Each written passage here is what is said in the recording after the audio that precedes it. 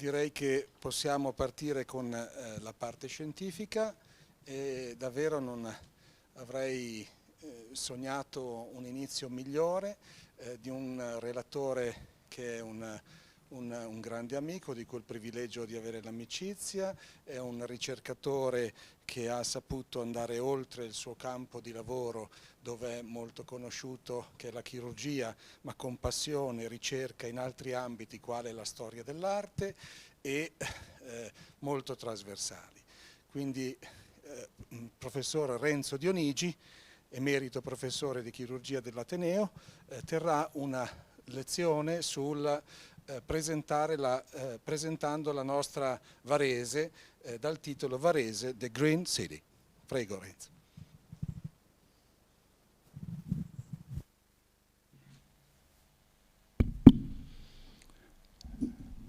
Good afternoon, ladies and gentlemen, friends. I'm very pleased today to speak before such a very distinguished audience. And I'm very, very glad and proud to present in front of Professor Tao. What I'm going to do today is to go through a few slides and show the beauty of our city, of our district. For district, I mean all the territory around Varese, which goes north to the Switzerland, to west on the Lake Maggiore, south, close to Milan, and east actually, there is Como. Okay, as you can see here for this Google map, there are 7 red spots. Those are the 7 lakes around Varese. With the yellow 11 spots, there are 11 ponds, small lakes. And that's why we call this region the region of the 7 lakes. Actually, there is a lot of water, rivers, creeks. There is a spider net water. And so that's why everything around here is green. May I have the next slide? Next. Well, this place was very well known even in the 18th century. And one of the very famous French writer, Stendhal, came in this region quite often and wrote on his one of the most famous book the following words: magnificent ensemble at sunset, we saw 7 lakes. Believe me, my friend, you can run through France and Germany without having these feelings. I hope no Germans are here or French are here, but anyway, it's right. Next slide, please. Okay, we are going through now in the middle of the city, all the streets and the major buildings we have in this fantastic city. This is, I can see, yes, the Este Palace. The palace located in the city center of Varese. It has been the place of the city hall now. I better go closer though, otherwise I don't see. Next slide, please. This is the cathedral or the basilica of the city, which is San Vittore, which is quite famous. It was built between the first half of the 16th century and 17th century. And there was a previous church before, perhaps of the 14th century. Next. Here is a very nice place in the middle of the city, the Fiume Palace, which is called, we call it the Broletto. This palace, remembered as existing since the 14th century of the courtyard, and until the end of the 19th century, the courtyard was held as a grain market. Next. And here is the major street in the middle of the city, which is Corso Matteotti.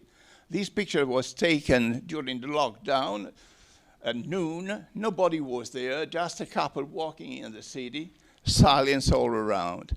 And you can see all the porches, which are kind of nice, because when it's raining, and in Varese it rains quite often, all the people go there shopping and talking around.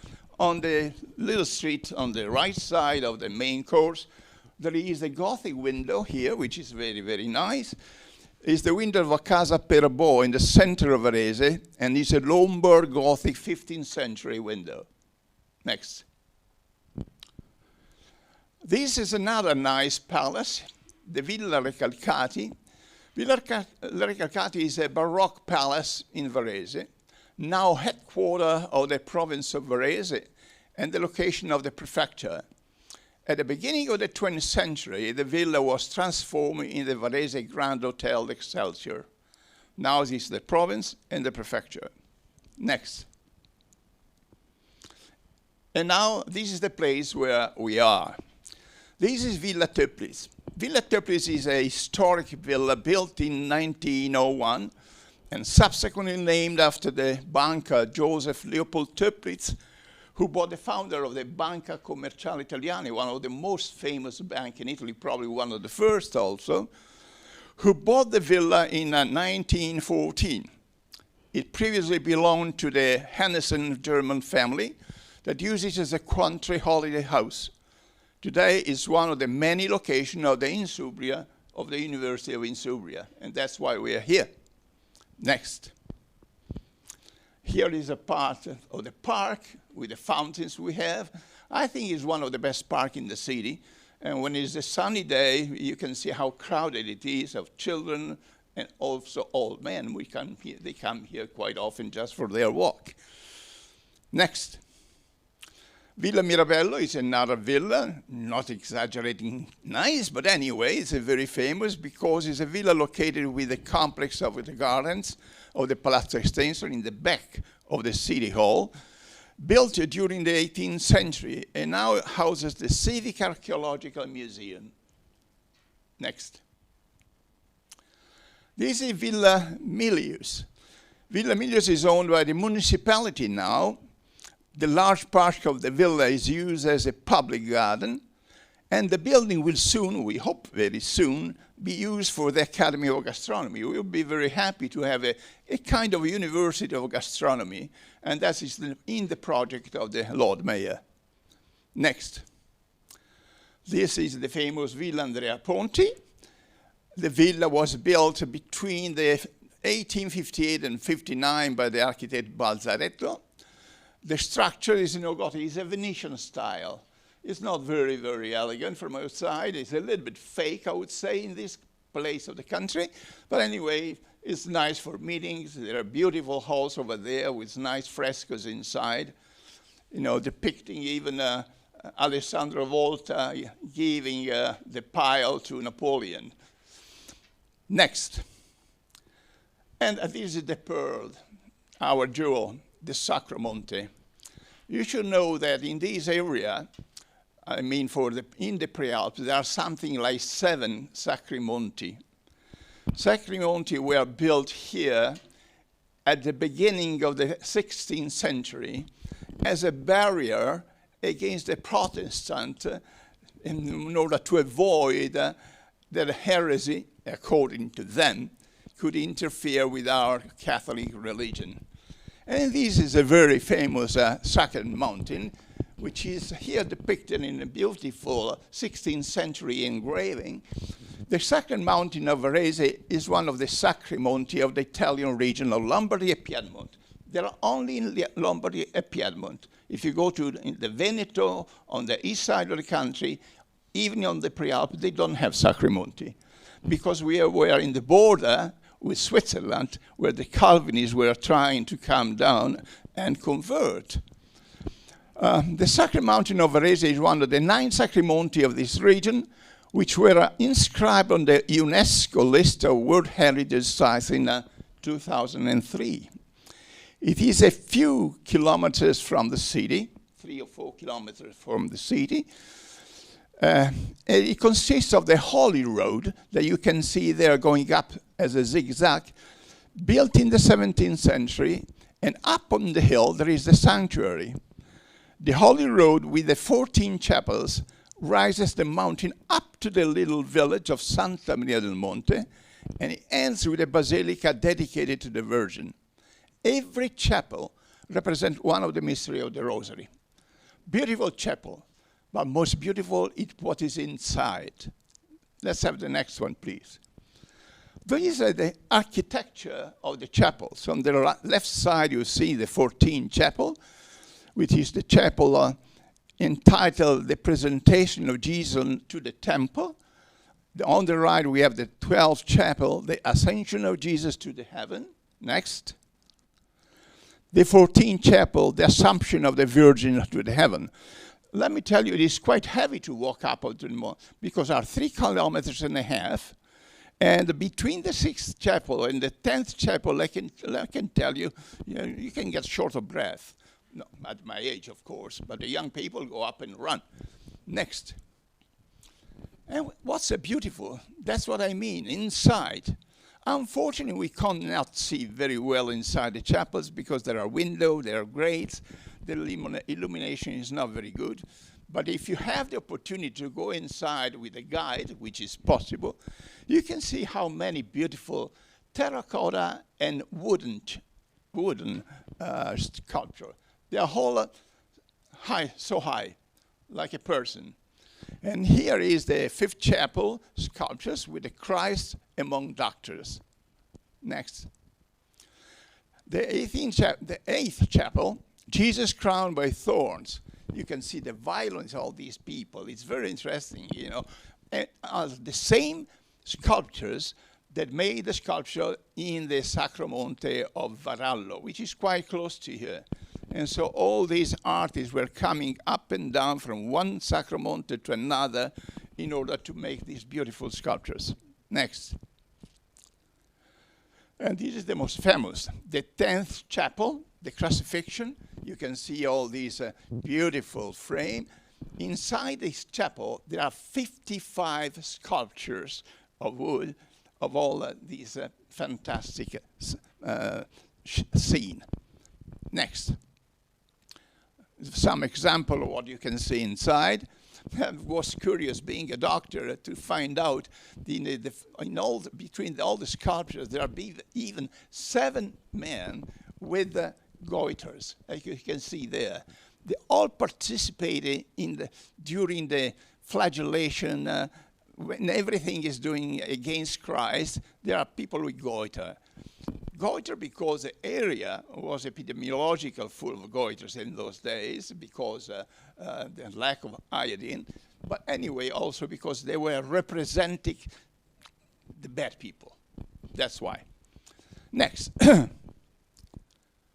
Okay, up in the hill, there is the church with a beautiful organ. Next again. And inside the church, there are another beautiful next sculptures. There is the Andrea da Corbetto, The Adoration of the Magi, a wooden group of the 16th century. Next slide. On the left nave, there is another beautiful by the Prestinari brothers, The Presentation of Jesus to the Temple. Next. Okay, let's go through history. The territory around Varese is rich of castles, towers, and historic villas. You can see here some of them. They're not the most representative, but there are many others. The most important one are, next slide please. This is the Rocca d'Angera, also called the Borromeo Castles. You should know, many of you know, that the Borromeo family was very, very powerful in Lombardy for centuries, and they have one castle here, but they were the owner, and they're still the owner of part of the Lake Maggiore. They have the 2 islands and 2 islands there. They have a beautiful mansion over, and they control all the fishing of the Lake Maggiore. They are the owner of the fishing company. Next, the other castle, very important, is of another important family in Lombardy, the Visconti family, one of the many Visconti family, and is the castle of Somalombardo. Next. Other villas, which are beautiful. For me, this is one of the best villas, probably of northern Italy. and is the Villa della Porta Botzolo. This is the main entrance. The Villa della Porta Botzolo was a 16th century building. It's a villa which was donated by the heirs of the Italian senator and pathologist. He was a doctor, Camillo Botzolo, and it was given to the FAI. The FAI, who is that? Is the National Trust of Italy, like they have in Scotland, like they have in English. Okay, it's impossible now to manage all these beautiful and big houses. And so they are given to the FAI, which are maintaining very, very well the villa. You can visit it. And if you look inside, next, you can see, first of all, the beautiful gardens they have. Next.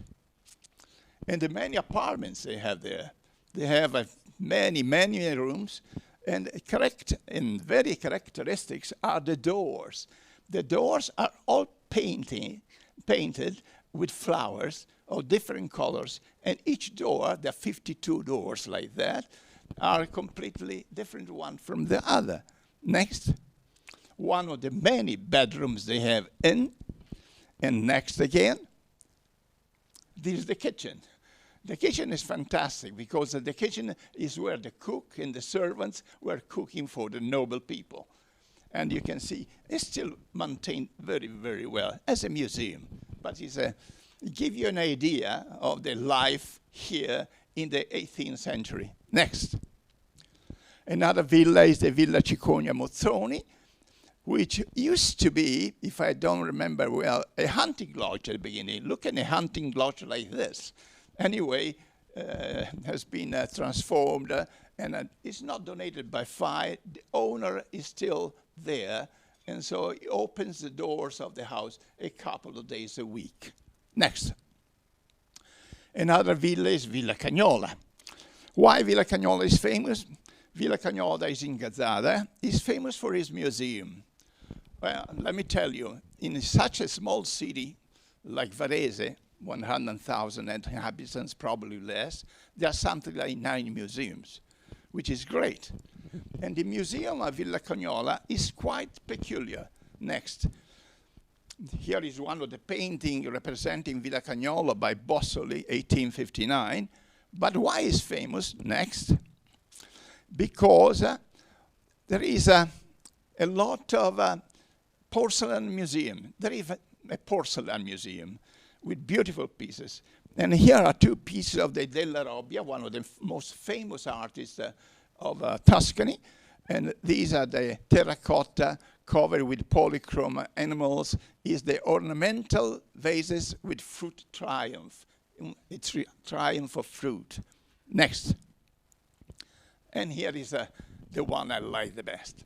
But not because of the villa, but what is inside. Villa Panza was owned by Mr. Panza. I don't think he was a noble, but he probably was, I don't know, who died only a few years ago. And he was very fond of American contemporary art.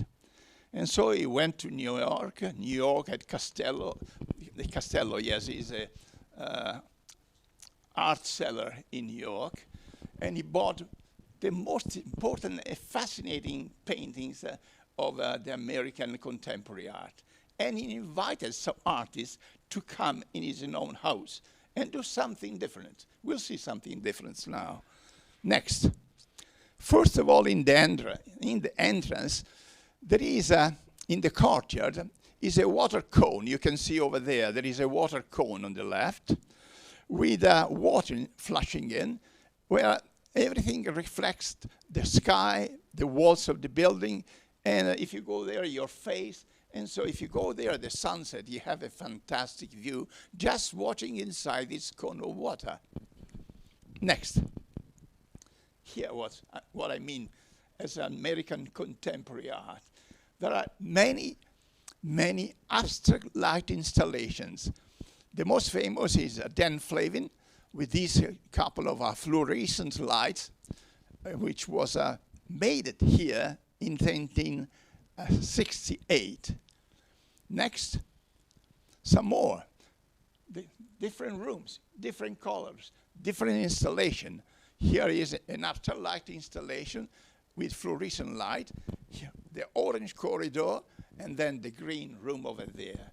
when you go inside, you feel almost scared by the light, and it's very, very impressive. Next. And look at this. This is not a painting. This is a window, a real window on the ceiling.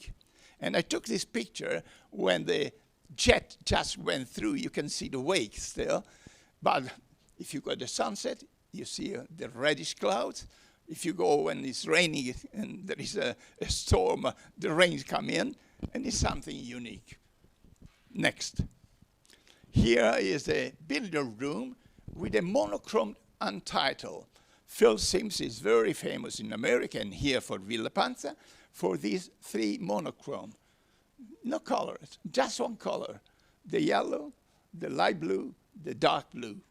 And there are many of these paintings all over. Next.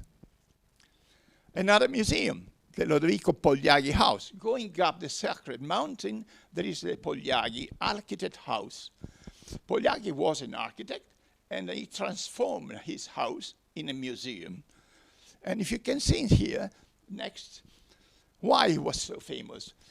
Poliagi is the one who sculptured and made the most important door of the Dome Cathedral in Milan.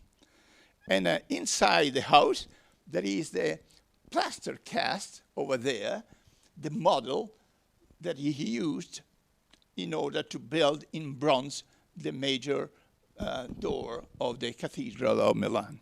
Next. The other little museum up to the Sacred Mountain is the Barofour Museum, which includes the Romanesque sculptures, precious miniatures, as you can see on the right. And next slide, you can see some paintings, very, very important. There is a campaign with a lamentation of Jesus Christ. There is a face, a Rouault, which is quite famous too, and the beautiful coronation of the Virgin by Bernard Buffet. But it's a nice little museum, worthy to be seen. Next. Well, going through history, we have to say that this area, and Como area, was the land of the Comasine masters. Who are the Comasine masters? Comasine means, probably, they come from Como. They were stone cutters. They were architects. But Comasine probably means also, by the Latin, cum machinis, which means with scaffoldings, because they were the first in this area to use scaffoldings in order to build very simple buildings in Romanesque style. Here are some examples of Romanesque tiles, which is very simple. Look at the right, just square, no decoration, no pilaster, anything special. And the simplicity of the Romanesque style is quite typical of the Comasine master. On the left, San Stefano, which is in Varese, quite close in Botzolo. The other one is San Cosma and Damiano in Arsago Seprio. Next. Oh, this is beautiful. These are what the remains of a cloister, of a monastery, which is in Voltorre on the lake of Varese, with these beautiful sculptures on the capitals, which is the cloister of Voltorre, and typical of the Comasine master too. Next, another example. This is very simple. It's very important though. St. Peter and St. Paul Church in Brebbia, which is quite close to here, is considered a national monument, one of the best examples of Romanesque architecture. Next. Here is in Cantello, there is this beautiful church, I think is the Santa Maria di Campagna, yes, with the apsis there and the facade and the beautiful bell tower. Next. This is our baptistry, which is close to the basilica in the center of the city. Is a building in Romanesque, very, very beautiful stone cutters work. Next. And inside you can see these beautiful sculptures. The sculpture of the monolithic baptismal font is located in the center of the baptistry. And those are made mainly by the Magistri Campionesi. They are not Comasine master, but they are come from Campione, which is on the border with Switzerland. Next. Oh, this is Santa Maria fuori Porta, probably the first church, historically speaking, around here, it was built in the high Middle Ages. No low Middle Ages, but high Middle Ages. And it's very important, the fresco they have inside, next. The fresco of Castel Saprio are a cycle of paintings variously dated between the 6th and the 2nd and the 10th century, I would say. But the people, the historians they don't know exactly the date. The only thing they can say, and they agree, is the painter was probably a Byzantine coming from Orient, because it's a style that we don't recognize here in Italy. It's quite difficult. This is the journey to Bethlehem. You can see Joseph and the Mary and the child. Next. There are some other Middle Ages frescoes around here in the castle of Angera. This is very, very famous. And it describes a battle during the period where the Visconti were trying to get all power in this area. Next. And those are the fresco of the crypta. Crypta is underneath the Basilica of Sacromonte. There are many. This is a view of the crypta, but you can see some some details. These are Tardo Gothic paintings, which are very, very naive in one sense, but they are very, very interesting from the devotional point of view. There is a nativity over there, which I like very much, and a milking virgin on the other side. Next. Other fresco of the same period. I like to show you the one on the right. In this area, there are very, very few Last Suppers, probably 3, 4. But one, which is not very well known, is in a small church in Macagno Inferiore on the Lake Maggiore. Why I like this? Because if you see this, it's difficult because you should enlarge. I went to study what's on the table of the Last Supper, what we are eating during Last Supper. And in this area, there is something peculiar on the table of the Last Suppers. There are a lot of crayfish, gamberi. Why? If you look at it, in the Last Supper of Leonardo da Vinci, there is no crayfish over there. But in this area, one of the best food at that period were the crayfish, which would be found in the small rivers, in the creeks of the mountains. And so that's why I like this particular. Next. Well, it's very interesting because in one of the villa of here, Varese, the Villa Perabò, there is a very, very beautiful cycle of frescoes, but the author is for sure a painter from the north. I would say he's Flemish. And the style of this painting, you can believe it, you can find it by yourself. It's not the Italian style. And so he was invited here. Probably the Perabò were very rich. They paid the trip, they paid the painter, but they had fantastic, fantastic frescoes. And those are a moment of country life. Moment of country life. They're drinking beer, they're having fun, there are some prostitutes also. And so it was kind of a different painting for this area. Next. The two most famous Baroque painters of Varese was Morazzone, the other one is Maragatti. But now we go on and see the contemporary artists, which are very well known in this area. Next one. Well, these are the last century. Salvini. Salvini is considered the most famous painter in this area. If you're out of Varese, probably nobody knows about him. But he's so famous because he used to paint with 3 colors, the red, the green, and the yellow. He's an expressionist. I like him very much. He was a countryman. He was living in his watermill house over there. And that's a portrait, or an auto-portrait of himself. Next. The other very famous painter around here is Montanari, on the left with a Visitation, which is a modern interpretation of the Visitation of Mary and Elizabeth, and Diana and Atenone. The next painter, next, is De Bernardi, which is his painting is inserted in the Lombard landscape tradition. So he's the one taking pictures, painting all the surroundings of Varese territory. Next. Sculptures. I like the San Gregorio very much. San Gregorio is a sculptor who died a few years ago. And his interest in primitive art brought him closer to the primordial reality of the tradition of Africa and Oceania. He was in Africa, he was in Australia, he came back, and you can see the style is very peculiar. I like him very much. And this is the Trojan horse. Cavallo di Troia, we call him. It's very, very unique. Next. And here, another very famous sculptor of this area. He died a few years ago, 2005. And very well known in the Vatican City, because he made a lot of sculptures of the popes.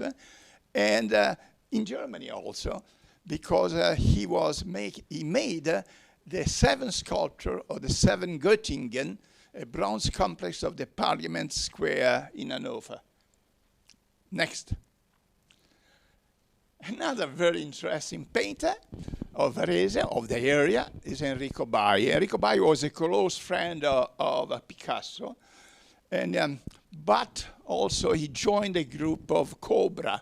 I don't know if you're familiar with the group of Cobra. Cobra means Copenhagen, Brussels, and Amsterdam. They were all Flemish painters. They were like art brut. And so he got some of Picasso, some of the art brut, and that's the kind of painting he used to do. Next. Well, Guttuso. Guttuso is not from Venice, from Varese. He's from Sicily. But he came here. He enjoyed so much Varese. He stayed for many years, and he died here. I call him a social realistic painter. In effect, there is something social for sure, something realistic also. He liked nude women, so here they are. We had a recent exhibition of his paintings in the Museum of Mirabello. It was a great success, and he was a lover of Varese. He used to live in Velate, which is a small hill around here. Next. That's some still life by him. And you see how bright are these colors. There are Sicilian colors in Varese. Next. This is quite strange. This is the only little village in Italy which is a museum. It's an open-air museum. Izarkumeja. If you go to Arkumeja, in Arkumeja, they were so smart years ago to invite all the major painters of Italy and paint on the facade, on the walls of the streets. And so if you go there, you can find 102 paintings on the walls of this beautiful village. It's worth a trip over there. Next. On the left side is a painting by Aligi Sastro with a cyclist during the tour of Italy, and another one by Tomiolo, but all frescoes on the outside of the houses. Next. And here is our contemporary artist, which is Morandini. You will know him personally because I know in the program we have to spend some time over there. His style is characterized by the use of white and black, simple colors that allow you to focus on the form rather than on the superficial aesthetics. I think it's quite nice. I like him for many other reasons. Black and white because of Juventus for me, you know, and that's all. Next. Liberty. Varese is a liberty town with a lot of Liberty Art Nouveau buildings. Here we have the main entrance of the Hotel Campo dei Fiori, which now is not in use. We hope to get it in use in a few years. That's an atrium, and this is the main entrance. A Liberty style, which is characteristic of this area. Next, some buildings. The Hotel Palace is also in Liberty style. Next. Some buildings in Liberty style, the Villa Fermanti, the Villa Agosteo. Next. Another one is Villa Macchi, Villa Bonomi. Next. And in Liberty style is also a brewery. The brewery Proretti, now owned by Cars Beer. They still make excellent beer, but it's in a neighborhood style. And there's a factory, which is a museum. If you see in the next slide, you can go inside and see the beautiful architecture, the decoration in Liberty style of a brewery factory. Next. Now I'm going to end. We are close. Go back a little bit. We go in the 15th century. This is a map of the 15th century. In the center there is a lake, the Lake of Varese, where fishing was very important in those days. Fishing was so important, they were sending fish to the fish market in Milan. Unfortunately, with the years coming, the pollution, the industry around the lake destroyed a little bit. And so now we have around the lake just buildings who show what was in the past, not what is in the actual situation. Next. Oh, that's something peculiar. This guy is Bartolomeo Scappi. Bartolomeo Scappi was born in Dumenza, close by here again. And he's famous for his book, but he's mainly famous because he was the chef, the cook of 3 popes. He left Dumenza, he left Varese, he went down over there, and he cooked for 3 popes. He wrote a beautiful book with a lot of recipes. Let's have the next slide. The book is over there. Here is one of the engravings inside the book, in the occasion of the election of a new pope, the conclave. And so you can see how they used to serve during a major dinner in Rome, in the Vatican. Next. Those are the 3 popes he served as a chef: Pius IV, Pius V, and Julius III. Next. And here, all the instruments he used. And so the book is beautiful to go through because you can see the instruments, how they cook, how was the kitchen, and many recipes. Some of the recipes come from this region because he teaches how to cook the perch fish, the white fish, all the fish coming from the lake. And not only the safe fish, they were around Rome and close by to Rome. Next. Well, this is a rural area. The major activity years ago around here was fishing and rural activity. And a lot of water mills. Next. If you go around, first of all, I'd like to show you the ice houses. In many villages around the Lake of Varese, there are the ice houses. During winter, the Lake of Varese used to ice. And so they were there, broke the lake, the surface of the lake, put some ice inside deep in those ice houses in order to keep fresh the fish, and then sell it to the fish market in Milan. And those are beautiful, even from the architectural point of view. Next. We also have some ancient press to make oil around here. Next. And many water mills. This is a very strange water mill. You can see the wheel down on the left deep, but they are painted with frescoes. In Argentera, you can see those, very close to Ponte Tresa. And there are 4 buildings like that. Next. Many of these are water mills. Next. And now, what's going on now? Well, let's see, and we conclude. The economy of Varese is mainly based on industry, and to a lesser extent, specialized in agriculture. Agriculture, no more, I would say. Probably is going up now, going back. Some are famous in Varese. The best firms are the Aermacchi making aeroplanes, the Augusta Westland helicopter. They say helicopters all around the world, even in the United States. The Biticino for electrics, the Cagiva and the Augusta for motorbikes, the Vibram, for the sole. That's under the sole of our shoes. There is the Vibram usually.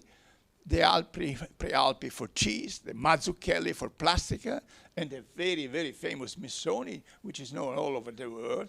And now they have a beautiful piece of work in the Museo Maga in Gallarate. Next. And so you can take a motorbike by the Augusta and take a tour around here in Varese. If you go around up and down all our hills, you can see bikes and motorbikes like hell, and they drive like hell also. Next, my suggestion is to go and see the most beautiful view of this area, Santa Caterina del Sasso on Lake Maggiore. It's a monastery over there. If you can go by in two ways. Up the hill, there is an elevator going down. You can see the monastery over there. Or, next slide, you can drive there from the hill, go visit the museum, beautiful frescoes there, beautiful paintings there, and enjoy your stay. Thank you very much.